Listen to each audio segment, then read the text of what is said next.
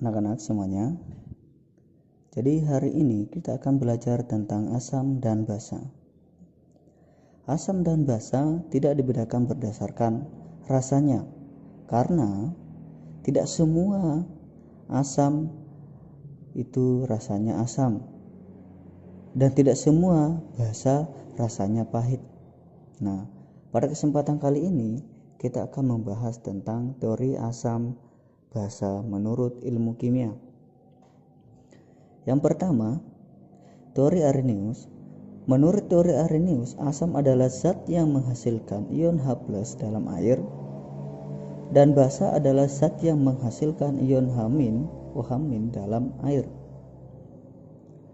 Batasannya menurut konsep ini adalah pelarut hanya air, dan fokus pembahasannya adalah mencari konsentrasi H+, konsentrasi OH-, konsep pH. Reaksi asam basa itu akan menghasilkan garam dan air. Kita lihat contoh berikut ini. HCl itu disebut asam karena menghasilkan ion H+, sedangkan KOH basa disebut basa karena menghasilkan ion OH-. Reaksi asam dan basa akan menghasilkan garam dan air seperti berikut ini. Menurut Bronsted-Lowry, asam adalah spesies donor H+, sedangkan basa adalah spesies akseptor H+. Menurut teori ini, pelarutnya tidak hanya air, boleh air ataupun bahkan tidak dengan air. Dalam konsep ini terdapat istilah amperprotik. Amperprotik adalah spesies yang dapat bertindak sebagai asam maupun juga bertindak sebagai basa. Reaksi asam basa itu akan menghasilkan asam dan basa konjugasinya. Nah, karena teori ini lebih umum dibandingkan dengan Arrhenius, selanjutnya kita akan bandingkan teori Arrhenius dengan teori Bronsted-Lowry. Kita lihat di samping, CH3COH adalah asam menurut Arrhenius karena menghasilkan ion H+. Proses pelarutannya CH3COH dalam air itu dianggap menurut teori Bronsted-Lowry adalah reaksi asam dan basa di mana H2O adalah sebagai basanya. Ketika CH3COH memberikan H+ kepada H2O, dia akan berubah menjadi CH3COO- adalah basa konjugasinya dari CH3COH. Nah, ketika H2O mendapatkan H+, dia akan berubah menjadi H3O+, di mana H3O+ ini asam konjugasi dari H2O.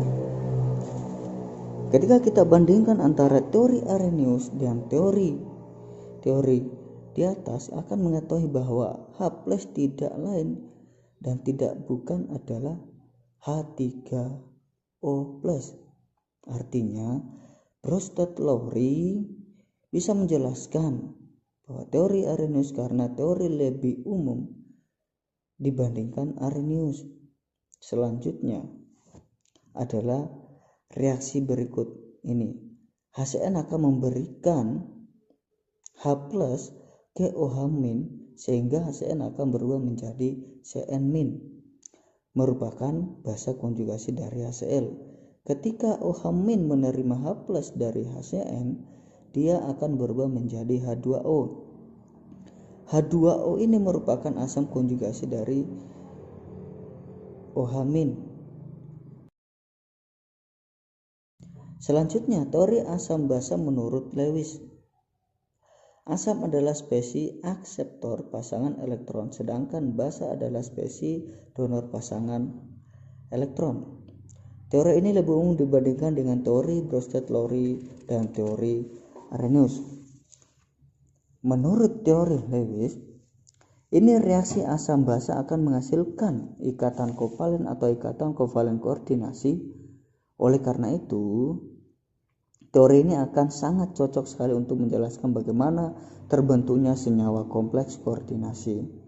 Kita lihat contoh berikut ini. NH3 ditambah dengan BF3 menjadi NH3BF3. NH3 adalah basa Lewis karena dia punya pasangan elektron bebas. yang bisa didonorkan ke BF3 untuk diberikan membentuk senyawa. Nah, selanjutnya reaksi antara Fe3+ dengan 6CN- adalah bertindak sebagai basa Lewis karena punya pasangan elektron bebas yang bisa didonorkan ke BF3+ membentuk senyawa kompleks koordinasi. Nah, jadi diperhatikan, semoga materi ini bisa memberikan manfaat kepada kita.